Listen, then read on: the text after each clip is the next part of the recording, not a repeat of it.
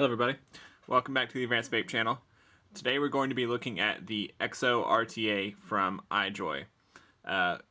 This is one of those tanks that's sort of backwards in that previously companies would come out with sub-ohm tanks that came with an RBA section, and to me this seems like sort of the reverse of that. This is a company that came out with an RTA that also offers a stock coil option.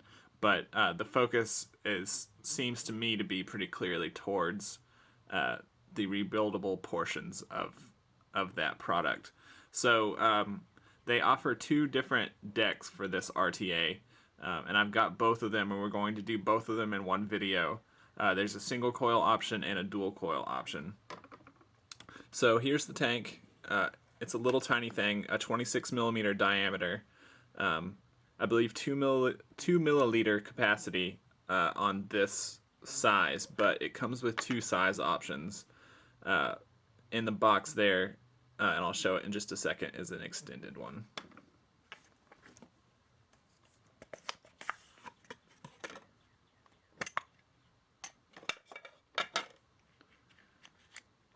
There it is. And that increases the capacity to 6 milliliters. But I'm going to be sticking with the smaller one right now. And we'll just set this to the side. So right now there's no tank in, or no deck in there right now. It's just the tank. Just kind of a standard top fill. And a pretty standard design. Nothing new going on there with the Wick channels or anything like that.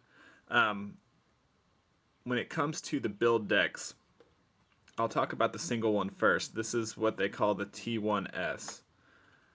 So it's sort of a Merlin style, two posts offset to the side with the center section that's giving airflow, and also this kind of side angled airflow thing going on.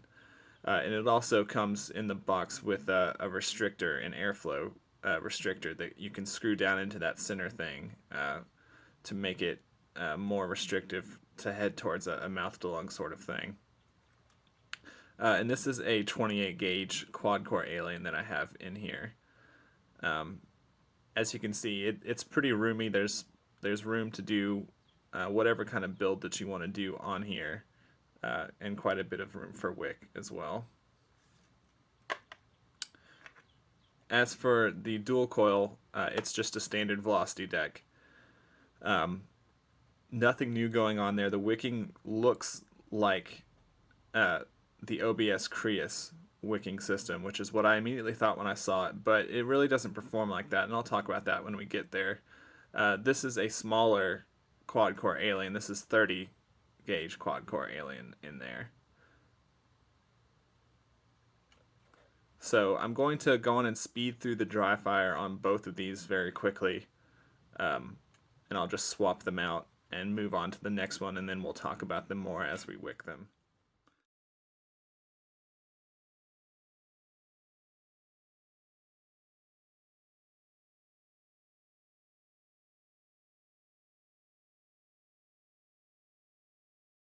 Okay, one thing I want to mention really fast while this is cooling down so I can take it off of there.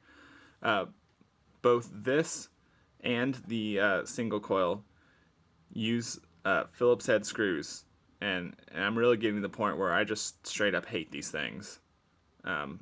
They just suck. I really wish they would put grub screws in there, or slotted screws, just in anything but Phillips head. Came into the same thing in a previous video, and they just get on my nerves. I don't know why. There's products by this company in the past that use grub screws, so I don't know why on earth they would change to something that's more annoying and that you can't get as secure a connection with.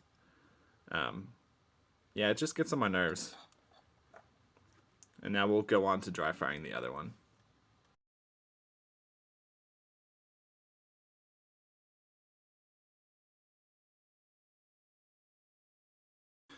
Okay, that looks good. And just a quick reminder, I know I say this repeatedly in my videos, but this is stainless steel, and it looks much brighter on the camera than it does in real life. I'm really just barely getting it glowing, and I know on the camera because I'm watching it as I do this. It looks way brighter than it does in person.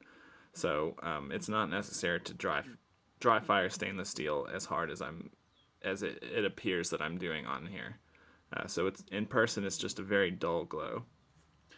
So I'm going to be wicking both of these with cotton bacon. I don't have any more Kendo Gold right now, so I'm going to be using cotton bacon.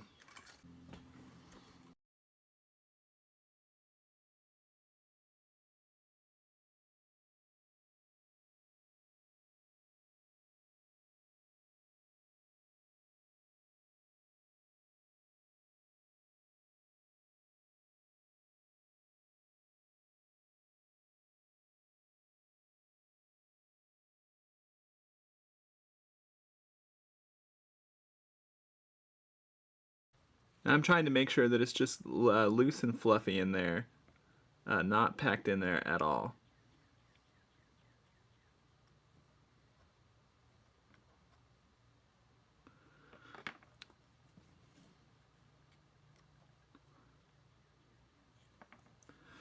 So super easy to wick, not anything difficult at all. Let's go on and switch back to the dual coil, and I'll wick that really quickly.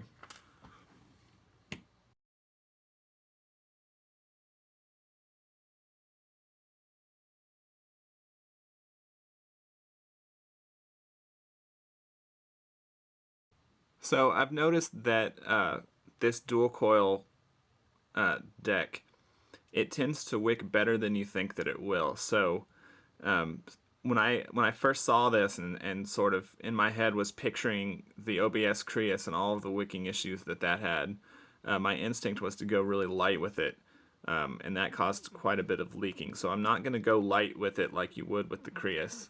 I'm going to just fill up those little cups, and it should work all right.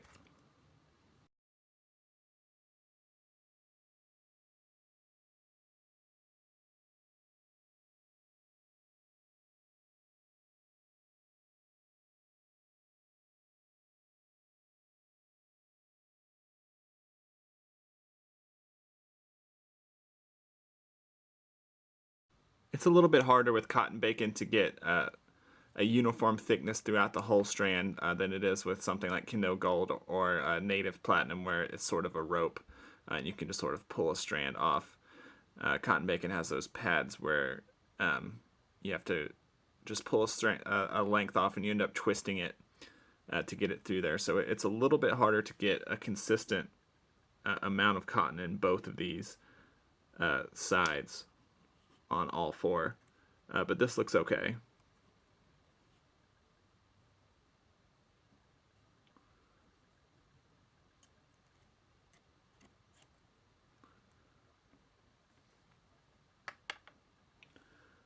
Okay, now I'm going to switch to the single coil and we're going to try that one first.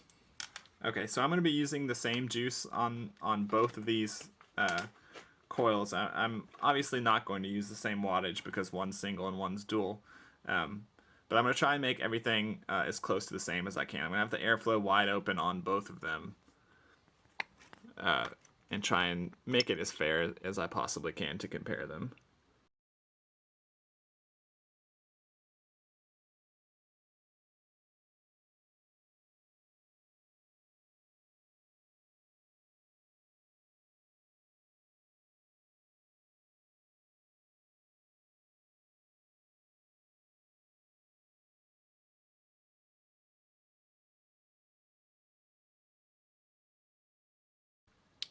Okay, so obviously only two wick ports there on the single coil. I'm going to have the airflow wide open at about 60 watts.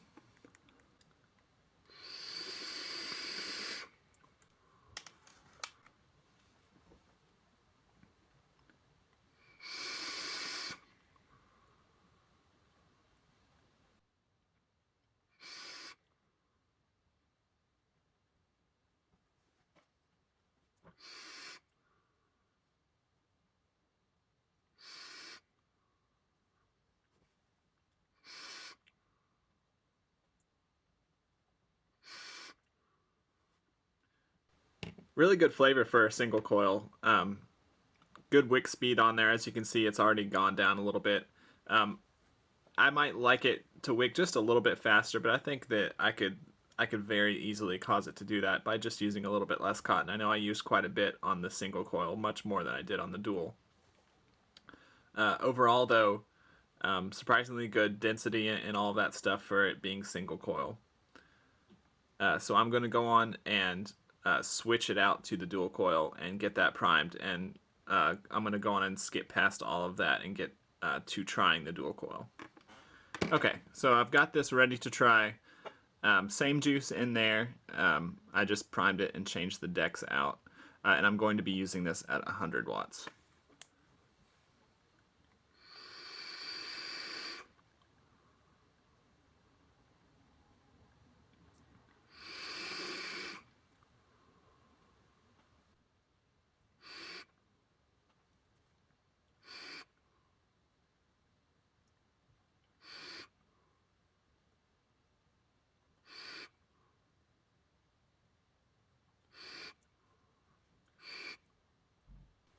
It's got really warm, dense, kind of intense flavor.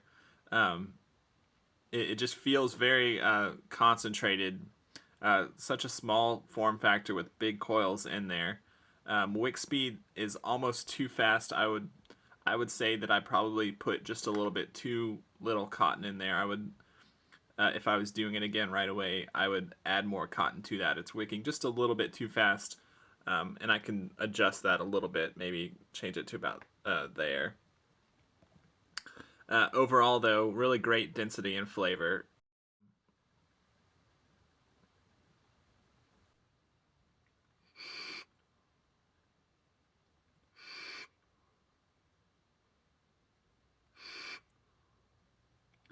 If I'm comparing the two, my preference is going to be with the dual. That's generally how my preference goes. I like dual coils better.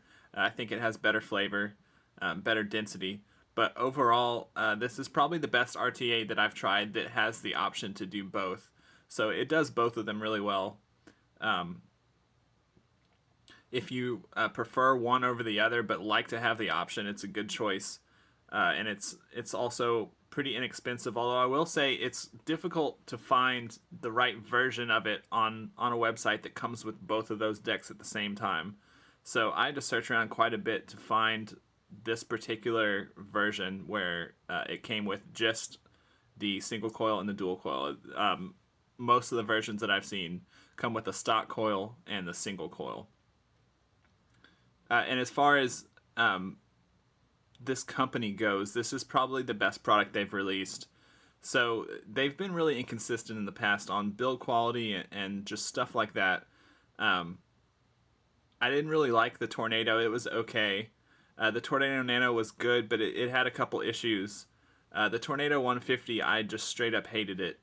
I never did a review on that, but the build quality was really not good. I had constant problems with it. I just hated that tank.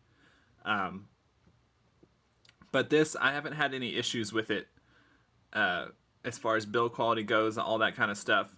But I really wish they had put a different kind of screw in there rather than the Phillips head screws. They just suck. If you can look past that, it's a good choice. I like that it comes with the extension kit to be able to use single and dual coil. Like I said, overall, dual coil is probably going to win out for me. They're both good, though. As far as where this rates with other tanks, it's not the best flavor out there, but it is really good. I don't have anything bad to say in that regard. Plenty of airflow on dual coil as well as the single coil. I think that I could fit staples in the single coil with no problem. But the dual coil, it has a little bit of trouble fitting staples and providing enough airflow. And just physically fitting them in there has been an issue for me the time that I tried to do it on there. So probably quad aliens are the biggest that I'll go on here. But it performs really well, and it just feels good. Nice warmth and density and all of that kind of stuff. So I apologize that on this video. We're switching back and forth between the decks constantly, but I wanted to review both of those at once since it's the same tank. If you like this video on our channel, give us a like and subscribe. And as always, if you have any questions, leave them below in the comments or send me an email. Thanks.